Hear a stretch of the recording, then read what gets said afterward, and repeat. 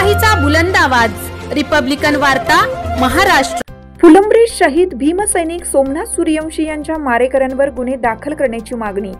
परभणीतील संविधानाच्या विटंबनेचा व सोमनाथ सूर्यवंशी यांच्या मारेकऱ्यांचा निषेध।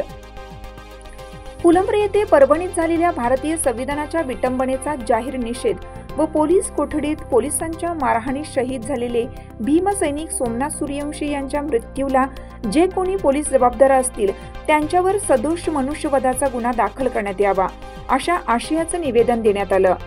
याबाबत सविस्तर माहिती अशी की परभणीमधील काही वस्त्यांमध्ये कॉम्बिंग ऑपरेशन करून भीमसैनिकांना अटक करून त्यांच्यावर गुन्हे दाखल करण्यात आले आहेत। त्यांच्यावरील गुन्हे मागे घेण्यात यावे, तसेच त्यांना तात्काळ सोडून देण्यात यावं। संविधानाची विटंबना काही देशद्रोह्यांनी परभणी येथे केली। या व्यक्तींविरुद्ध देशद्रोहाचा गुन्हा दाखल करून त्यांच्या पाठीमागचा मुख्य सूत्रधार शोधण्यात यावा व शहीद भीमसैनिक सोमनाथ सूर्यवंशी यांना न्याय देण्यात यावा, तसेच सर्व घटनेची न्यायालयीन चौकशी करण्यात यावी, असे निवेदन फुलंब्री तहसील कार्यालय येथे तहसीलदार यांना व पोलीस ठाणे फुलंब्री येथे पोलीस निरीक्षक संजय सहाणे यांना देण्यात आलं।